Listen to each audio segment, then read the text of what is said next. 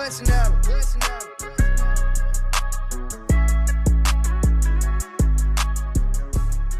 are back on the Dimer Sports Betting Podcast, ladies and gentlemen. Hello, welcome. It's Week 16. We've got a full NFL preview for you tonight. Dave, how you doing? Pretty good, Greg. It's episode 30. Flying by over here. Pretty cool. Hitting the home stretch of the NFL season. Excited to get rolling on Week 16. Some are calling this the Steph Curry episode. We'll see if we can be as efficient as he is with our plays. Good Thursday night football game tonight. Feels like we've had some sleepy primetime games in recent weeks. Not tonight. I'm looking forward to breaking down Rams and Seahawks with you. We've also got a twist to our touchdown round robin to unveil later in the show. I've got college football playoff bets with games tomorrow. More coming soon. For now, let's start with Thursday night football. Rams at the Seahawks. The top seeds, not just in their division, but in the entire NFC. There are serious implications tonight, Dave. I'm excited for this one. Yeah, pretty big stuff. I mean, the entire division kind of hangs in the balance with this. I'll talk about that in a minute, but it actually swings very significantly in either team's favor, depending on who wins this game, even with 2 games left. Yeah, should be a really good one. Kind of a hard one to handicap. Last night I was working on our predictions, and you could find the line for the Rams favored at 1.5 on some books and Seahawks favored at 1.5 on some books. Interestingly, their money line odds were the same on both. And we were actually picking up Rams plus 0.5. So basically a pick 'em with some pretty big value there. Since then, this morning, finalizing the research and whatnot, spreads moved to a consensus minus 1.5 for the Seahawks. So we're seeing at least a standard across the books. Rams are now plus money dogs. So it seems like it's settled in that favor. But still pretty much a toss-up, very close game. Model predicts the Seahawks to win at 55%. Fair odds right about minus 120. Over under 42.5. Looks like this is now up to 43 in a couple spots, but we've got 53.1% on that with about a 1% edge. And spread total toss-up 50-50. I'll pull up our game preview here on dimers.com while we walk through some of this. But yeah, I mean, absolute slugfest. Last time out, it was 21-19 win for the Rams. They picked off Darnold 4 times, and yet it still came down to a walk-off field goal miss by the Seahawks, 61-yarder. So it wasn't a chip, but all the way down to the wire. Would have hit this over, would have covered, I'm going to do my math, not the spread for the Seahawks here, but the Rams, obviously. This one's in Seattle, so a little different there. But these teams are still somehow pretty much in the same spot they were then. Seattle hasn't lost a game since. Rams dropped 1. That weird Panthers loss, and both teams are tied atop the NFC West here. Weird game script last time out, so I don't think you can really look at that and take too much away from it. The Rams barely passed because of the 4 picks by Darnold. They were set up with short fields. JSN still went off. Puka still went off. Probably would have gone even more so if they actually had to pass more. But it's just kind of almost like an island game, that one. And this one could set up to be a similar script or not. I think Darnold has kind of been figured out by Sean McVay here. He winless in his last 3 starts versus the Rams going back to January 2024. Seahawks defense is really good, but they could probably keep the lid on this Rams offense without Davante. Don't really see Darnold and this soft running game beating the Rams defense. So if they can limit JSN to even like half his output here, I think you're probably leaning pretty in favor of the Rams on the surface level. And, 55% probability for the Seahawks to win is decently solid, but it's just a fair odds play. There's not any particular value in that side. So I don't think you need to feel any extra particular sway towards Seattle just because of the 55%. Yeah, it feels appropriately priced to me. I know there's been movement both sides. It's been one of those ones that you kind of want to wait till closer to kickoff to figure out exactly what number you're getting that you want to play. I don't feel like, you mentioned it was like both teams favored by a point at points this week. It never felt like the right time to really strike because it felt like the line could keep moving in either direction. And it really comes down to just which team, if any, you're willing to back. Personally, I see value of the over, potentially. This feels low. I do feel like that first game was a Twilight Zone game. None of the Rams passing game numbers, I think, are really correlative to what we should see tonight because of all the short field opportunities they had, as you mentioned. Also, at the same time, I'm probably one of the biggest Rams believers now. I've said it on this program repeatedly. I think they should be the Super Bowl favorite. I would like to think if they are the team I think they are, this game matters to them. They want the 1 seed. They go get it. However, I see the opposite devil's advocate argument here of the Rams forced 4 interceptions, and it still came down to a 60-yard field goal at the buzzer. No Davante Adams tonight. There are pretty simple report card line items that make you think Seattle at home should be the play tonight. For me, I want to bet Los Angeles. I'm just a believer in this team. It may be a heartstrings bet more than anything and kind of wanting to bat Matt Stafford to go get the 1 seed in a big game. I think that's where I'm going to net out. Like you, I think I lean to the Rams, but it's certainly not a strong play like typically you can hear us kind of conclude with in these primetime games. Yeah, I agree. It's definitely more of a lean. The model's pretty much in the same way, as it doesn't have a super strong probability. There's no high value. The only edge is 1%. But yeah, I think I would say give me the Rams and the over here. I think we'll see. I don't think it's going to smash. I don't think we're going to see 34-28 or something like that. But, just a couple more points than that last game with 2 teams that have been just on fire. I mean, the Rams offense is just completely blown wide open. And no Davante will be a significant factor there. But Puka just 200 something yards incoming probably. So the no Davante is actually what intrigues me most from a betting perspective for this game. I think there are some pretty interesting prop avenues to go down. I think we'll talk through some of those in just a minute. I've got my personal play for the week is going to be a Thursday night prop play. Yeah. So yeah, I think even if you're just staring at the spread here, the total here, and you're like, it's appropriately priced, I don't see anything. Because Davante Adams is out, there are some ways to get creative.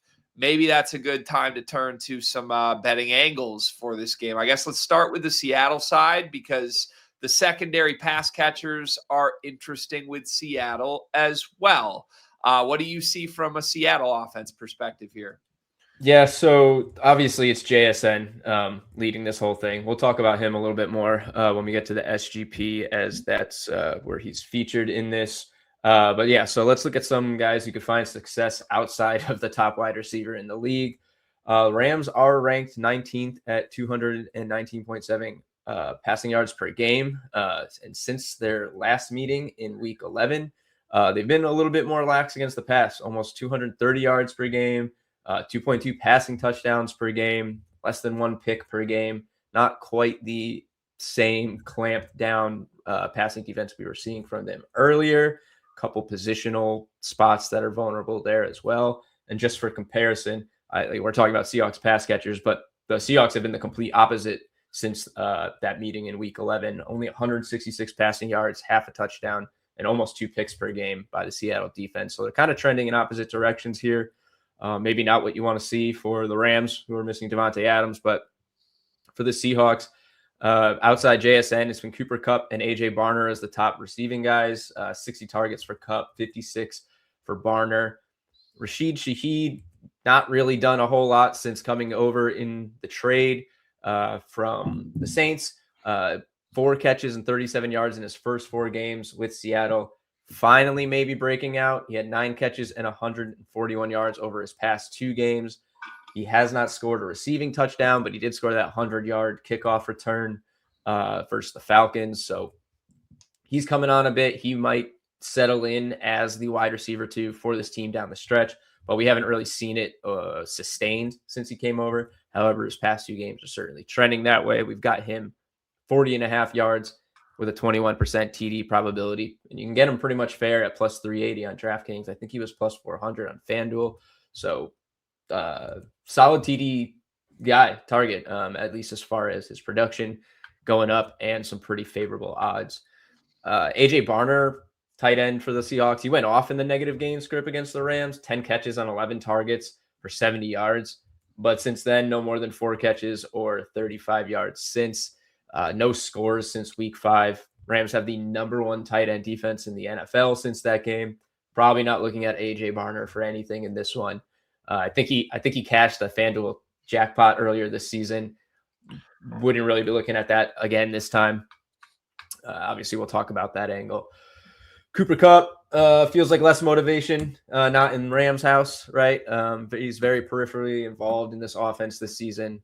He still makes some big plays, which is pretty interesting. Despite the injuries, getting older, he still managed to break some pretty sizable gains. Usually his overall production for a game comes from the majority of one catch. So he's still able to make those big plays. Might be an interesting guy to look at for longest receptions sometimes, rather than looking at his actual yards. But only 4 games with more than 5 targets this year, only 2 touchdowns this season.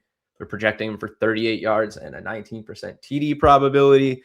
Just probably not someone, it's 20% now, not someone I'm looking to get invested in. So yeah, not really a desirable offense behind JSN. Long way of saying it, except for Rashid Shaheed, who I think could have some sneaky value tonight. Yeah, Shaheed's been emerging, just always a big play threat wherever he's been, and now he's in a good offense with a superstar you got to pay attention to. I feel like you can forget about him at times. I'm totally with you, though. I invested in Kupp the first time these two teams played. Don't want to do that again, especially if Shaheed is getting more and more involved. It really has been JSN or nothing for me with the Seattle offense in really the bulk of the second half of this season. I still feel the same coming into this game. I am much more interested in the Rams secondary pass catchers here. No Davante Adams.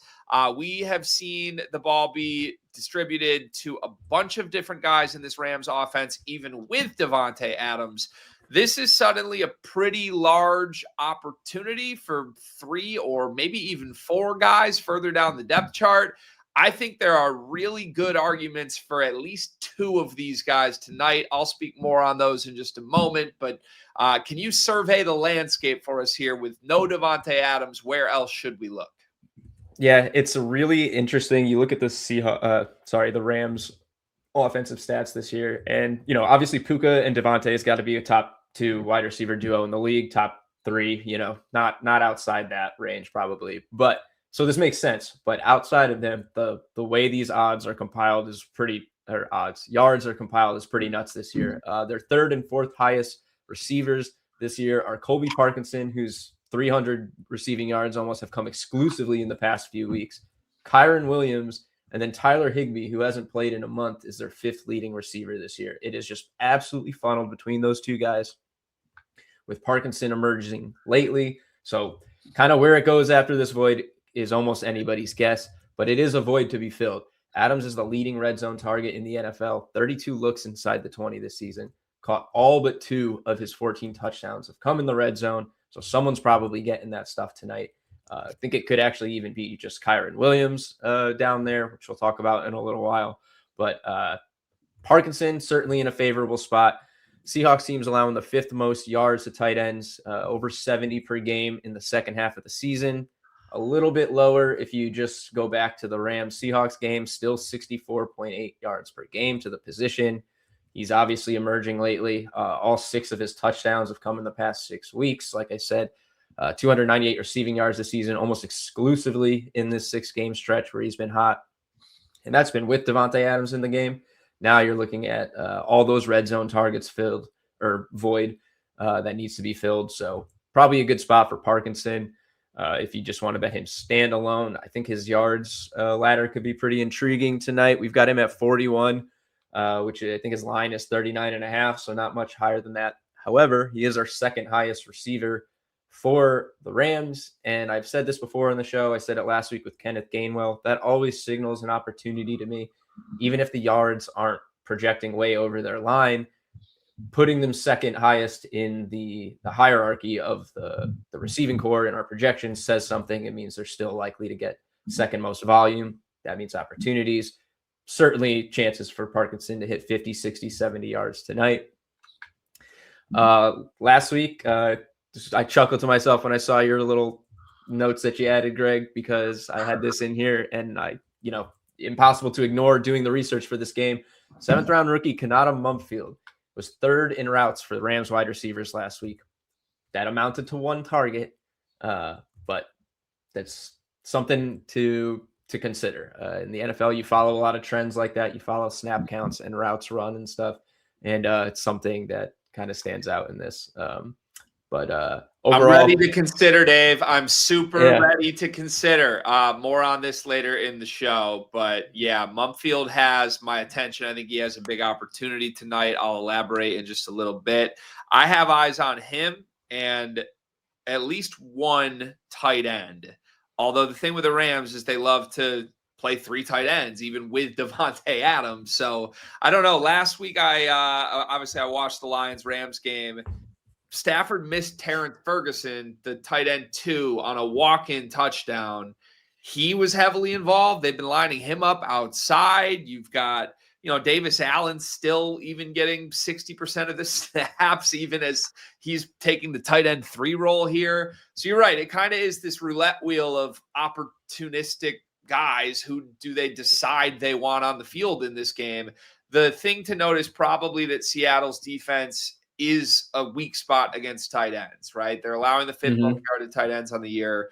It didn't show up in the first game of the season, but again, that was a lot of short fields. And, I think there were only 3 combined catches from the tight end room for the Rams that game. I would mostly throw that out. Parkinson and Puka, we know are going to be heavily involved.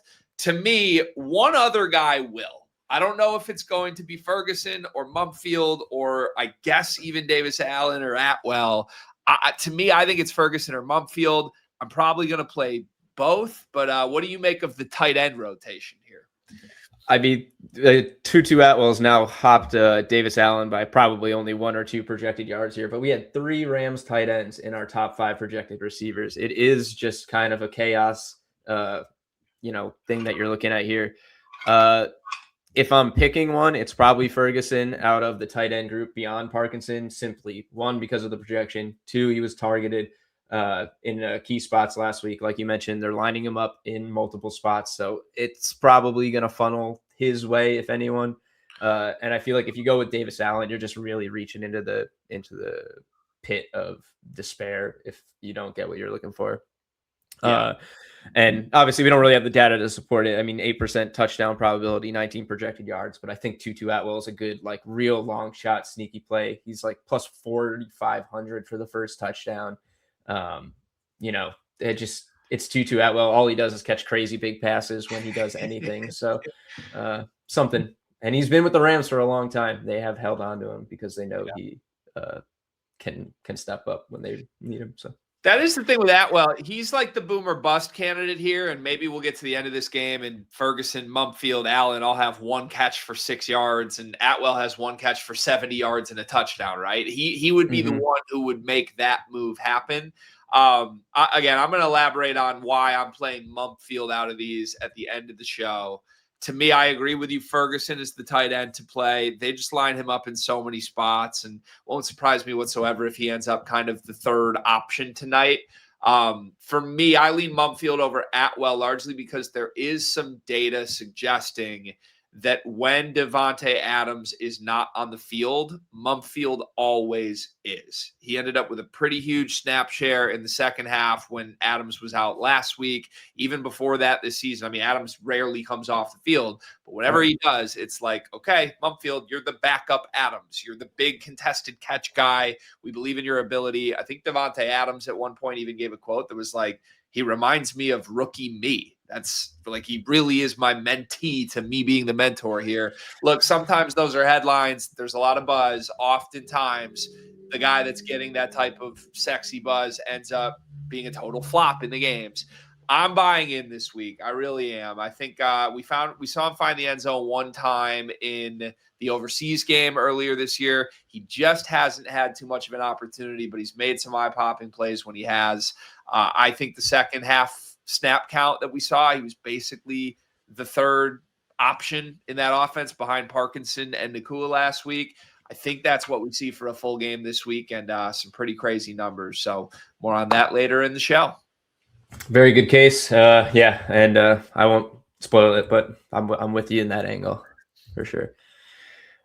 Switch real quick to the backfield, as I think that could be a spot you look for if you're kind of shying away from the Rams receiving core. Sorry, after the Davante Adams absence, but about a 55-45 split between Kyren Williams and Blake Corum, edge to Williams lately. But projections are reflecting that 61, 43 yards, a 45%, 28% TD split in favor of Williams. But Corum's really emerging.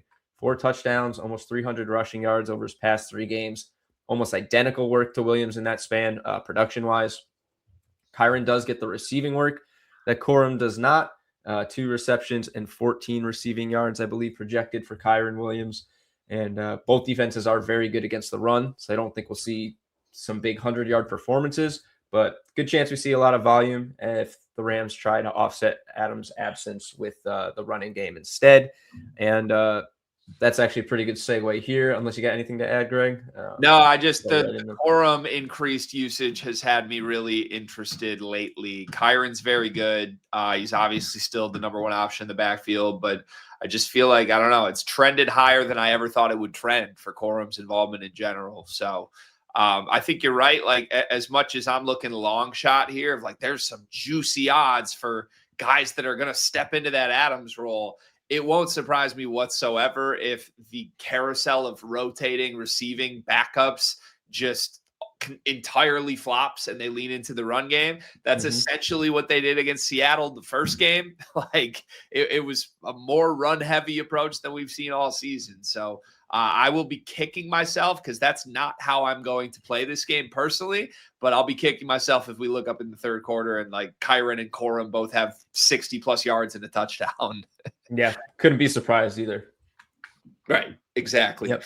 All right, and then we've got the Thursday Night Football jackpot on FanDuel. Last week we nailed it with the Sean Tucker long shot play, $230 in bonus bets returned. Let's see if we can do it 2 straight weeks. There's quite a few options this week, though. What are you going to suggest? Yeah, quick look. Top probabilities are JSN just under 11%, Kyren Williams just over 10%, and Puka just over 9%. If you're looking at Dimer's edge, we had him here earlier and don't actually see him anymore. But Blake Corum had an edge, plus 300, 28% for an anytime TD. Definitely think he's worth a look. The only thing I would say is, I mean, you're not really playing value when you're going for these plays. So, if he's for some reason dropped to like 200, you're probably not going to like the odds, but anything around 280, 300 looks like a pretty good spot for him. And then if I'm getting real dirty, my long shot, it's Tutu Atwell. I'm going to go with the guy who makes big plays, who's been with the Rams before, filled in some big spots. Probably, I don't know, feel like he might not actually be the most overlooked guy tonight, just given his pedigree with the Rams. But, you want the long shot play, go him. And there's just really no one on the Seahawks that excites me enough to get behind them for this promo. Yep, I agree. I'm looking all Rams for pretty much any prop play, including first touchdowns this week. And we'll see if it pays off. Thank you, Dave. Next up, let's turn to our Thursday Night Football same game parlay. Thursday Night Lotto. With DraftKings Sportsbook's 30% boost on this, you can get this all the way up to plus 750 from plus 575. Where do we start? Yeah, so we're going to go right after what is probably the most enticing narrative of this game, which is the Offensive Player of the Year race. Talked about this on Tuesday, and it's front and center in this game. That is the game preview. We are looking for this here. And look, Puka, 90-plus receiving yards is our first leg. His role can't really get any larger, but he will be without Davante Adams in the lineup for the first time. So there's a good chance he's going to get at least a few more targets. He's an absolute magnet, 11-plus targets, 3 of his last 4 games, 8-plus targets in all but 2 games this season. He's already posted 8 games of 90-plus yards this year, 3 games over 150. He's got one of the highest ceilings in the NFL. I'm not even telling you anything you don't know about Puka Nacua. 7 catches for 75 yards in versus Seattle earlier this year. Low volume passing game, as mentioned, though, with the short fields. And that was still one catch for him away from hitting 90 yards. That was his final outing with fewer than 9 targets since then. We got him projected for 7.2 receptions, 94.9 receiving yards, top yardage projection of the night. Going right over the other side, Jackson I Smith have a and Jigba. question for you real quick before what you got?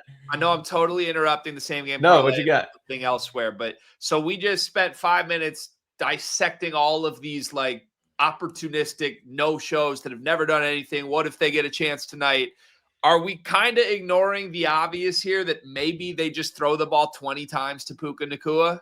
Like, obviously, we project some value at the 90 plus already. It's the first leg of the primetime parlay, so I'm in. But now I'm envisioning this. You look at the last 2 weeks, he's been 167 yards and 181 yards. I'm just scrolling through alternate receiving lines right now. He's 6-1 for 150 or more yards, 8-1 for 160 or more yards. Like, to do something he's done the last 2 weeks with no Davante Adams, we can get 8-1 odds. Dave, do you have any thoughts on this?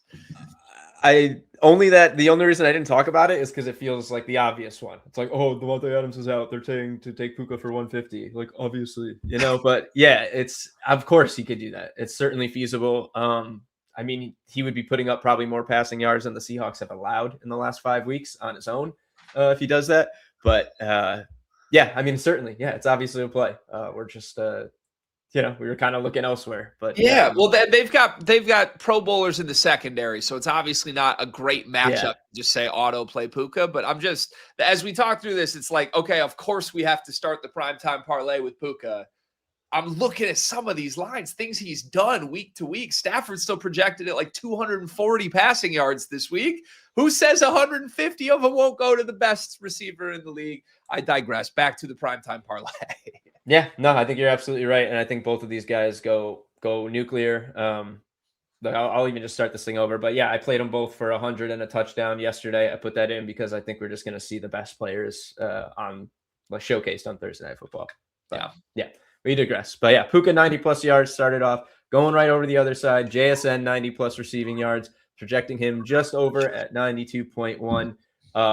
He's the NFL leader in receiving yards, 1541, edging out Nacua by almost 200. Recorded 105 against the Rams in week 11. He is game script what am I trying to say here? It does not matter. He's unaffected by game script unless it's like an absolute blowout, like the Vikings game when they won 26-0 with 2 defensive touchdowns. That's not going to happen tonight. He's hit 100 plus yards 9 times, consistently delivers explosive plays, 30-yard receptions in basically every game. True alpha showdown here with the offensive player of the year race on display, projecting him for 6.2 receptions, 92.1 yards. Our 2 highest projected receivers of the entire week for week 16. We're going to ride with them here tonight when they go head to head. And we're going to finish out with Kyren Williams, anytime touchdown. Most likely TD scorer in the game, 43.9%. Pretty close to fair odds at plus 115, plus 120, where he was when I first put this together. 13 total touchdowns this season, thriving on efficiency. An elite red zone guy, 10 touchdowns on 41 carries. And 3 receiving TDs. That means every one of his touchdowns has come in the red zone. If they're in the red zone, it's Kyren Williams. He scored against Seattle earlier this season, one of the very few running backs to do so this year. And just over 52% of red zone conversions for Seattle, despite a very good rushing defense. So Kyren should get his looks down there and should convert based on the way he has this year. Puka 90, JSN 90, Kyren Williams touchdown, plus 575 pre-boost on DraftKings. I love primetime parlays that lean into the best players on the field. And that is exactly what tonight's did with some help from the Dimers model, of course. Reminder, Dimers Pro is what you need to get all of these projections in real time, build your own bets based off of all the information you can get on the wonderful Dimers website. Get 50% off with Dimers Pro. Use promo code podcast as a first-time Dimers Pro user. Okay, thank you, Dave. There's your entire Thursday night preview. Next up, let's take a look at some storylines to watch in Week 16. Couple of good ones. Not going to spend too much time on these. If you want, I've got an article up on the site for this one, but Tua has been benched, basically deactivated. He's the emergency QB in this game, actually, and Quinn Ewers will get his first start. All this about a day after I said Tua was a good fantasy streamer this week in the semifinals. I do not feel the same way about Quinn Ewers, despite the matchup with the Bengals. However, it's about as good of a landing spot as you can get for a quarterback making their first start with, a lot of eyes on you, a lot of narrative around this. You're getting basically the worst defense in the NFL. I'd say our projections kind of look at a conservative game for Ewers. He's projected for 18.3 completions, 200.2 passing yards, 9.9 rushing yards, 9.7% chance throwing anytime touchdown. Did have him at about 74% for under 1.5 passing touchdowns. I think it's going to be a big Devin A-Chain feature here. Not exactly a hot take. He's projected for 78 rushing yards, 31 receiving yards on 4 receptions. A lot of work in the passing game for him. Maybe even more so here is a little safety net dump off for Quinn Ewers. Highest TD probability on the team, 54%. I might actually be the highest in this game. Oh, no, I think that's Chase Brown. But Jalen Waddle, top receiving option, obviously, 4.3 catches, 60.4 receiving yards. Darren Waller probably taking a hit from the production he saw with Tua. Just going to say the lack of familiarity with Ewers at all is going to hurt here. 3 receptions and 31.5 yards. Malik Washington rounding out the top 3. Receivers, tight ends, 3 receptions, 26.9 yards. Don't think you're going to see a crazy game for Ewers or anything, but if you got Jalen Waddle, I think you're fine playing him in fantasy. I think you're fine to bet on him. Devin A-Chain is definitely the big beneficiary here. I've got an angle on him I'm saving for the end of the show, but I think we'll see him get, obviously, the most work just as they look to support their rookie with their best player in a unfamiliar but capable spot. Yeah, I'm excited to see the A-Chain play. I think it's going to be a huge week for him. Totally agree. Matchup-wise, like you'd love to believe in Quinn Ewers. Nothing I've seen from Quinn Ewers in 2 years suggests that I'm excited for this debut. Obviously, good opportunity for him. But I'm even surprised the rushing yards projection is fascinating to me. I looked this up just to make sure I wasn't crazy. He never had 9 rushing yards in his senior year in college, not once. So I could be wrong. Maybe that year was a weird year. I just remember him taking like so many negative plays that season. So I'm excited to see what happens. You can obviously put up numbers against the Bengals defense. Maybe he'll prove me wrong, but thinking a lot of A-Chain is expected here. Next up, your Dallas Cowboys are on the ropes. Dave, are they going to save their season? I don't think so. I mean, it's not even up to them. Come this kickoff on Sunday, they may already be eliminated from the playoffs. 67% chance they will be eliminated from the playoffs, to be precise, according to the Dimers model. Is that what gives? That's what it gives the Eagles to beat the Commanders on Saturday, which would clinch the NFC East and lock the Cowboys out of their only path to the playoffs. This is a top probability. Cowboys are top probability bet on the money line this week for the model, 59.9% and an edge. But I'm not putting it in here this week because we don't even know what the scenario will be for this team come Sunday. And the mood could be pretty gloomy in Big D, barring a major Washington upset. I'm going to say those 2 recent losses to the Lions and the Vikings were the dagger for Dallas here. Should Washington somehow win, the path stays the same. Dallas has to win out. Eagles have to lose out. It's highly unlikely. Meanwhile, the Chargers cling to their wild card spot in the 4 seed. Very small outside chance of taking the division. A loss would drop them to the 6 or 7 spot, but it's pretty unlikely they drop out of the playoff running, though. You got the Colts behind them who are, obviously in free fall, and the Ravens who are right now 3 full games behind them for the 7th seed. So I don't know, not looking like the Chargers are going to be ready to roll over and die, as they could win this division. But you might have a team playing for just kind of trying to stay alive versus a team playing for basically nothing. So it's kind of a tough spot here. Probably avoiding most Cowboys pass catchers and stuff here because the Chargers passing defense is absolutely elite. Got under a 40% probability for CD and Pickens to score. 68-yard projection for Pickens is the lowest we've seen in a while, coming off a couple down games where, the media is having a field day with it. I think it's probably being overblown just given his past, the perception of him as a player, but not a spot to get excited about anyway, given the Chargers defense. But from the other side, someone's got to go off for the Chargers receivers, right? We talked about this all year, attacking the Cowboys passing defense. Quentin Johnston's questionable, was limited yesterday. Not sure what his practice status is today on Thursday. Keenan Allen, under 50 yards in 7 of his past 8 games. Not a big play guy. Ladd McConkey plummeting in the past 4 weeks, 84 total yards on 10 catches in these games. Dealing with the Justin Herbert hand injury, that weird Jaguars blowout. So maybe not the best way to gauge his production, but running game has been about 30 carries a week lately. So the Chargers for the past several weeks have been run the ball a lot, pass sparingly and not deep. They haven't had Quentin Johnston as the deep threat, and it's resulted in pretty mediocre games for the receiving corps. This is about as good of a get-right spot as you get. So there's 2 real angles for me in this one. Might change a little bit if Quentin Johnston plays, but it's Ladd McConkey. Squeaky wheel's getting the grease. He's racking up the yards today. This weekend. His 50.6 yard projections are top for a Chargers wide receiver in this game. So he's obviously got room to climb the ladder. We've seen it. The Cowboys defense constantly giving up these huge games, incapable of tackling, blowing coverage all the time. The other one is one that we don't have lines for right now, and one I'll come back to again later in the show. But Omarion Hampton receiving, we might get a little discount on him here.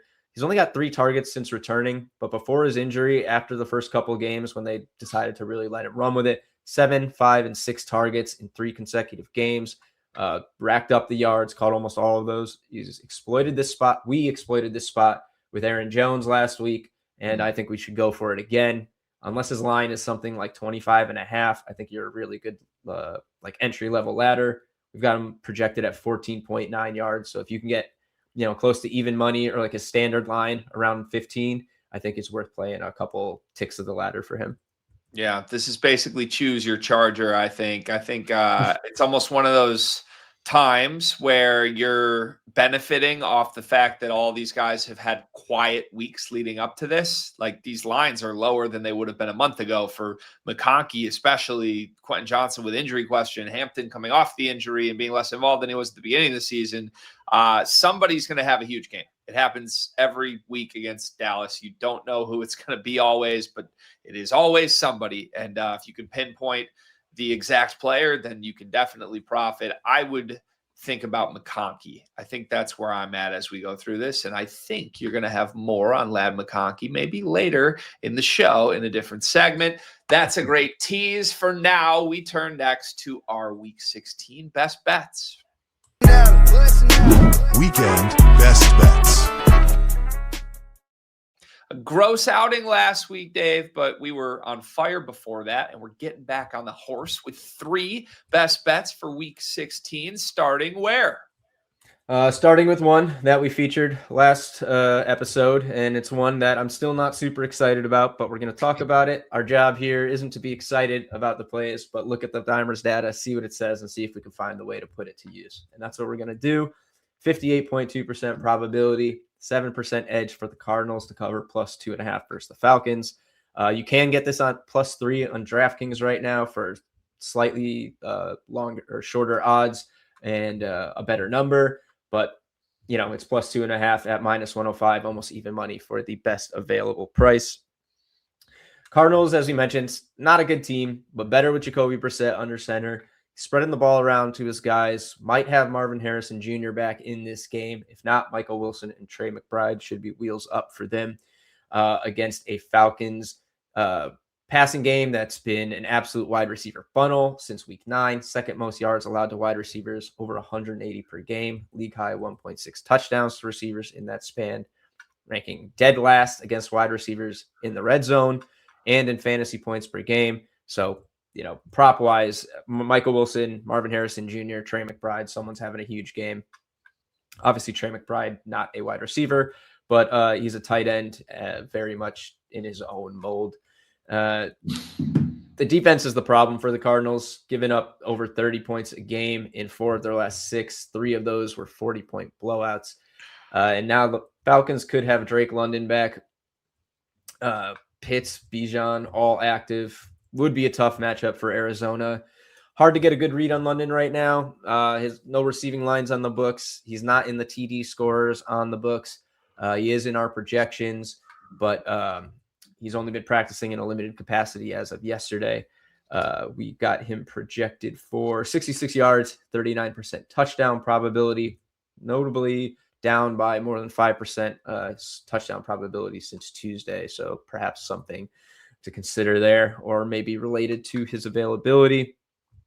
But still, even if Atlanta's at full strength, they're just not really a confident team. Either, right? 30 plus points in 3 of their last 5 games. Should have lost that game to Tampa Bay, who just couldn't close out. When you have 2 teams that just don't really instill confidence, we talk all the time that you kind of like the underdog a little bit more in those spots. You're getting value here. I do think if you want, you can wait on this a little bit, because I don't think the line will get any shorter if Drake London's ruled out. You're not going to see +1.5, +2 for Arizona on the road for that, but you might buy yourself a half a point for free if it moves to 3.5 as a standard line. If he is active, I could see that affecting the Cardinals side as a dog a little bit more. And then you'd probably get that standard line at a -105, -115, not have to pay up to probably what is -135, -140 for +3.5 right now. So not the most exciting play, but it's a good value, and certainly a path exists for the Cardinals to cover this game. Yeah, bad team versus bad team. Give me the points. Say it all the time. It's very easy for a bad football team to shoot themselves in the foot. This should be an entertaining game, possibly a great props game. You can find weaknesses to exploit on both sides. Definitely want to wait and see on London. That's the big thing hanging over this game, but God forbid he doesn't play in this game. Going to feel really good about Cardinals +2.5. At this point, we should probably just add it to the card. Next up, we're taking the total here, or more specifically, the model is telling us to take a total here. This will be on my card, though. Eagles Commanders over 44. Very high probability here, very high edge. What's the pitch? Yep. You can get this 44.5 -108 or 44, where we have our highest probability, 58.2%. Yeah, not a lot of totals, if any, featured on here this season.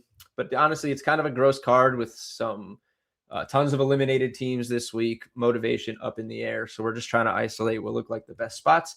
And this one looks pretty good. It is the first meeting between the Eagles and Commanders this season, which is kind of nuts that it's happening in Week 16. Just weird scheduling-wise, but so we don't have any previous meetings to go off of. But you got one of the worst defenses in the NFL up against an offense coming off the ultimate get-right 31-0 shutout over the Raiders. Certainly think the Eagles could put up 30 again against this team. The difference is the Commanders are definitely better at moving the ball than Las Vegas. They've managed to put up 26 points, almost won the game against the great Broncos defense, pair of touchdowns against Seattle, really good defense. Both those games ended up going over this number. You're over this in 9 Commanders games, just 6 for the Eagles, but that's due to a lot of offensive inconsistency from Philadelphia, which you'd like to think in the wake of how things are going there, they're going to try and legitimately build off of the performance of last week and not regress to what they were doing pretty much all season when they were struggling to put up points, close out games and whatnot. I do think the Eagles will roll in this game after popping the lid off that offense, try to keep the vibes high with all their guys getting mixed in, run the ball. See a big day from Saquon. I think Commanders' run defense is just so bad. Also give up a pretty decent amount of yards receiving to running backs.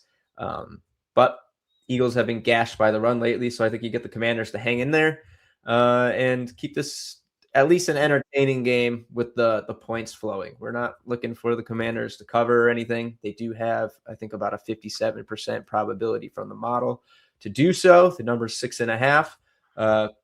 Certainly in play, I think. But, the total looks like the more favorable, entertaining play, I'd say. Then you don't have to worry about just one of the teams. And you can kind of just worry about them both putting up points, which I think we're going to see. Yeah. And coming off the shutout, I feel like it's a good time to, I don't know, it feels like a little deflated total here for me. The Eagles offense, we know, can get into the mid-30s with ease. Commanders are usually good for 2 touchdowns somehow, some way. This, I mean, at minimum feels like a 31-14 game. That would be over Yeah. 44.5 for me. I like it. I also, like, the moment I see a total from the model as one of the strongest plays of the week, it's like, eyeball emojis, light bulbs, like, yeah, okay, we don't often see that all the time. Not saying there isn't total value on the site, but in terms of like the highest probabilities, for whatever reason, we usually end up playing spreads here. So yeah, let's do it. Lock it in. One more best bet for the card this week. Looking at Jacksonville in Denver here.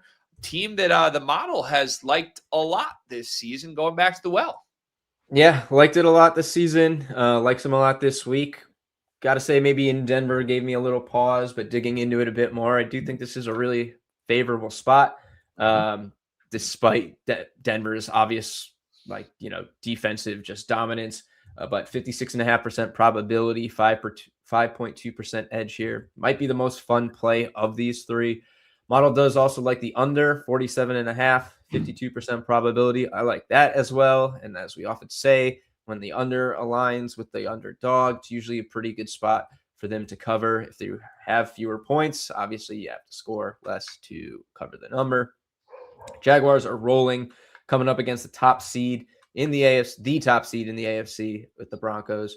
And as mentioned, on the road here, but 5 straight wins for Jacksonville, all blowouts but one. Not the biggest competition here, just 2 games against teams over 500. One of them was the Colts game when Daniel Jones went down. So not exactly beating the best of the best. Meanwhile, we talked about the Broncos last week when we loved them over at Green Bay. Still haven't lost since week 3.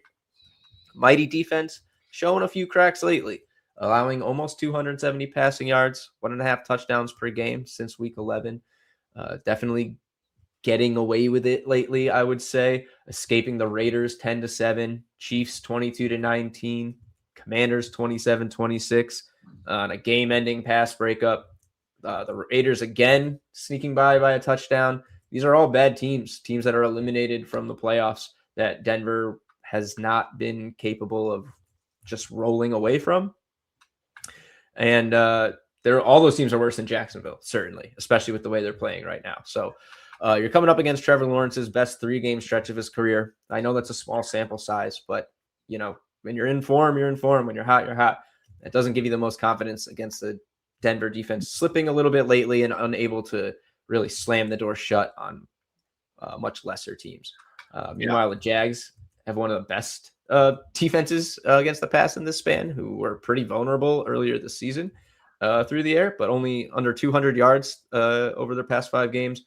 One TD, I believe, or just a couple of touchdowns per over that span, and over 1 pick per game. So they're showing up.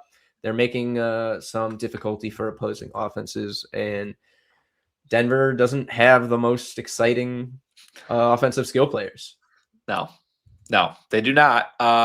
Denver, it's almost one of those teams that you feel like is hitting their ceiling. And I'm not a believer in like peaking too early, but if you went down the list of all 32 NFL teams and we're giving them a letter grade for the results of their season, Denver would be at an A++++.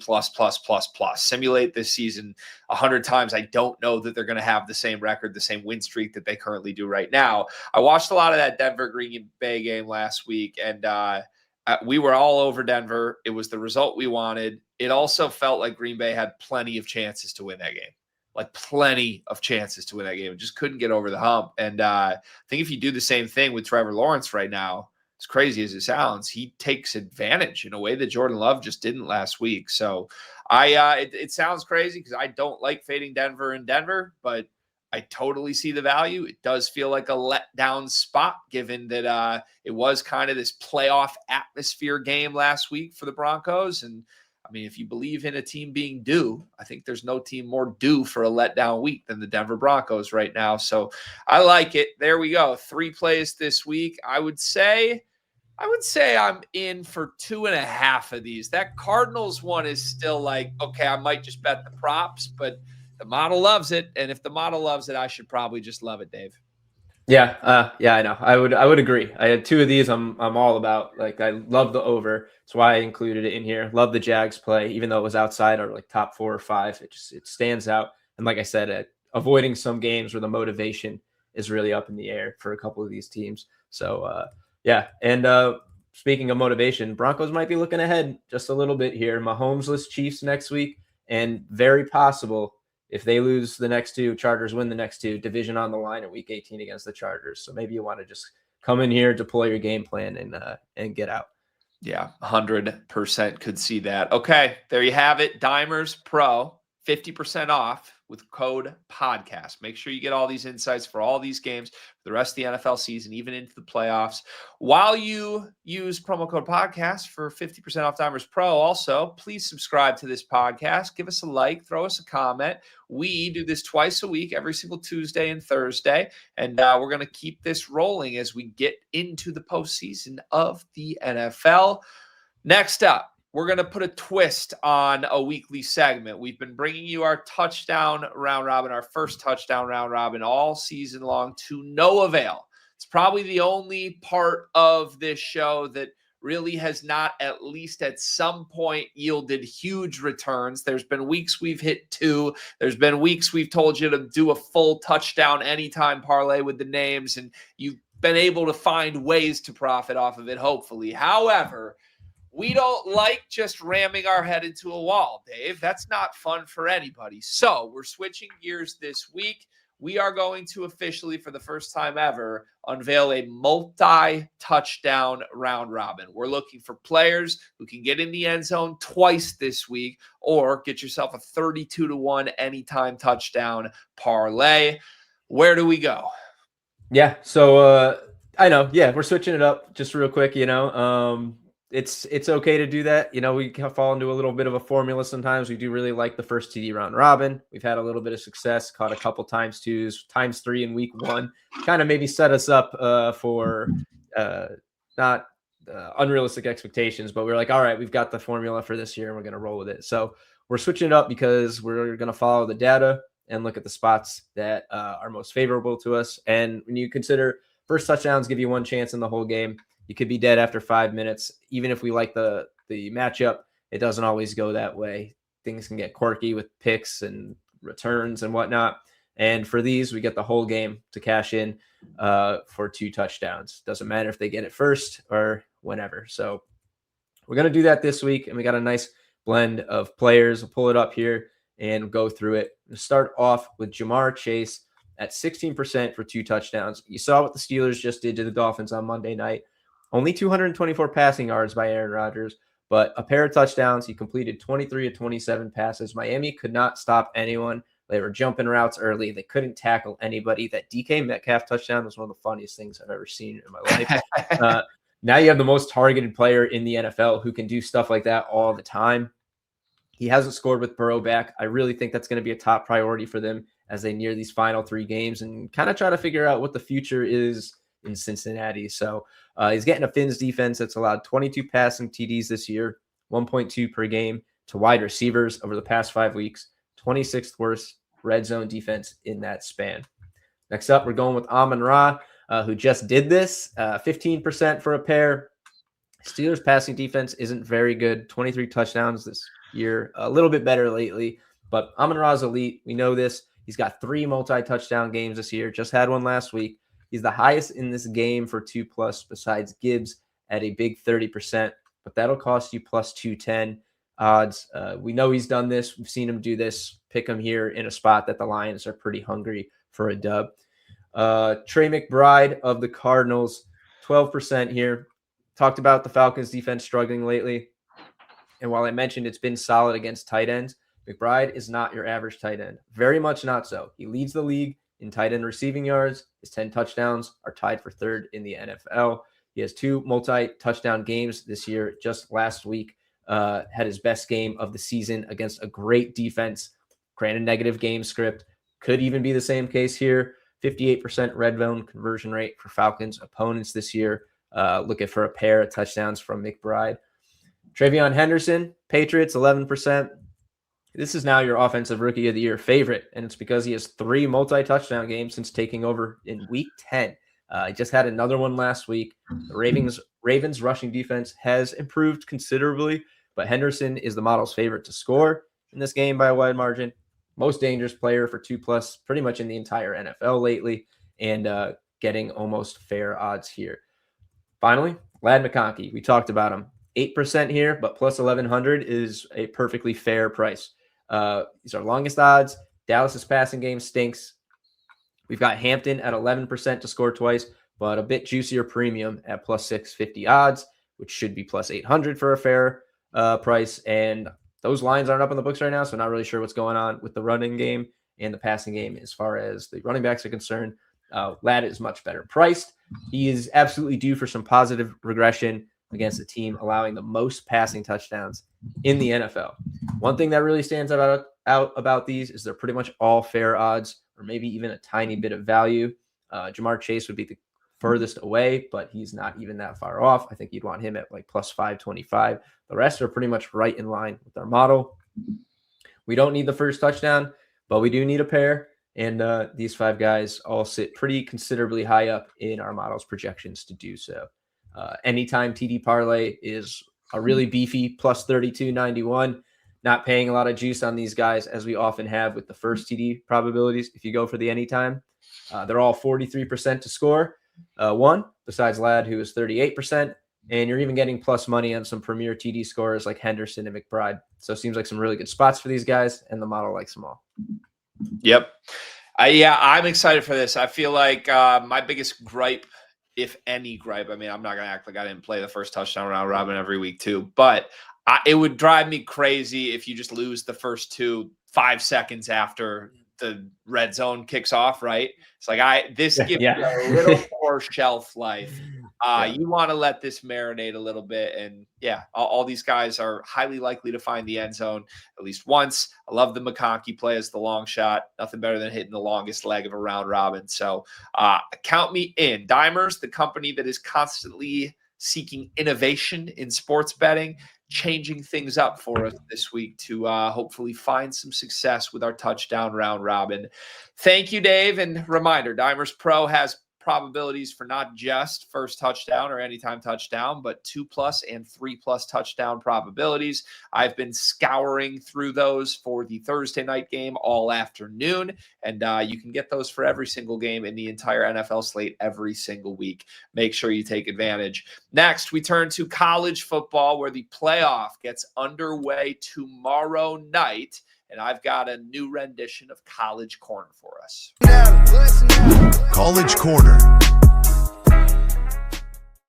Going to start with Texas A&M versus Miami here. And we will take the Aggies -3.5 against the Hurricanes. Now, this one's pretty simple for me. This is a Texas A&M team that has been within the top 4 in the polls all season long, started the season 11-0, had a lot of big wins along the way, just a great defense, a highly versatile offense that can beat you both through the air and on the ground. Really good football team that did lose on the road to the Texas Longhorns in the final game of the regular season. Kind of put a little bit of a stench on them, I guess you could say. You get a lower seed than they probably deserved, given the 11-0 start. You're kind of getting dinged at the wrong time. I like this group to respond after a couple of weeks of recollecting themselves after losing a rivalry game like that to end the season. They knew they were going to be in the playoff regardless of result in that game. Thought they caught a very inspired performance in a very difficult place to play from Texas.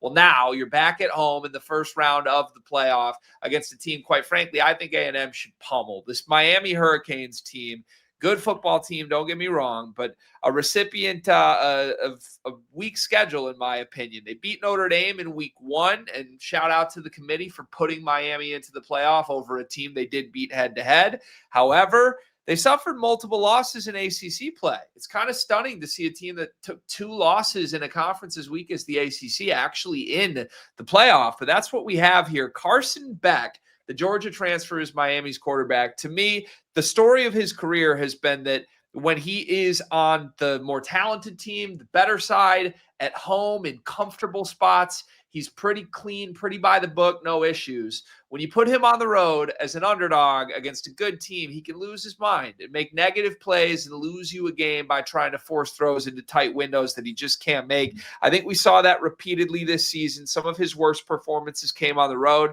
including a game against SMU that they lost in overtime where he had 2 interceptions. For me, I like the Aggies to roll here in a bounce back week. The Dimers model agrees. Aggies -3.5 is the first play of the College Corner. Our final 2 plays of the College Corner are going to come from the same game. And this is the Friday night game of the college football playoff. It's going to be Oklahoma money line, and it's also going to be the under here. Now, the interesting thing that is hanging over this entire game is the simple fact that Alabama's head coach, Kalen DeBoer, is the #1 candidate for the Michigan head coaching vacancy. He's rumored to be Michigan's top target on the board.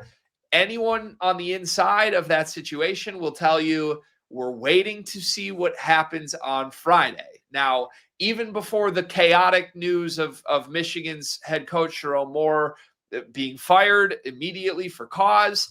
Even before that broke, there were rumors that Kalen DeBoer, the Alabama head coach, was looking for a way out. He doesn't think this is a culture fit. Alabama fans have been frustrated with his performance through 2 years. If you buy into that, and I'm not sure I do, this is a pretty much all-time fade spot. Like, if this guy wants the Michigan job, he needs to lose this game. Otherwise, he's not getting it. They're going to give it to a different candidate. That is what is at stake here. And it sounds crazy, but it is what is at stake here. I would point you to this as well. Alabama was not in the playoff last year. They actually played Michigan. Michigan had a bunch of opt-outs on a pretty bad Michigan team last year, and they beat Kalen DeBoer's Alabama team at full strength in that bowl game. I don't trust this guy at all in big spots, even with or without the Michigan job hanging over this. Oklahoma has really returned to form, in my opinion, since John Mateer has gotten healthy under center. I think the Sooners are a smash spot here. Our model agrees. And then to me, this is an underplay. It's up to 40.5. Our model liked it at under 39.5 this morning. So if it's going to move in the opposite direction, I don't mind that whatsoever. This Alabama offense has really struggled in recent weeks. If you watch the SEC championship game, we had them against Georgia as one of our plays of the week in the College Corner. They couldn't move the ball at all. There was no progress. There were no sustained drives. It was like 3 and out, 3 and out, 3 and out.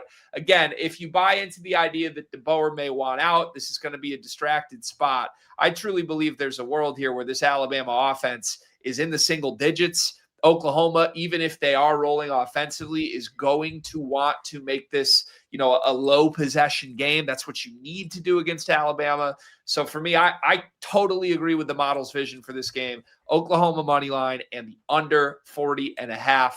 There's our 3 plays for the first round of the college football playoff. There are more games beyond these 2. Highly encourage you to check out all that our model has to offer with Dimers Pro, and you can see full probabilities for each game in the playoff. But you see that 62% probability on the under 40.5 is one of the highest we have seen all year.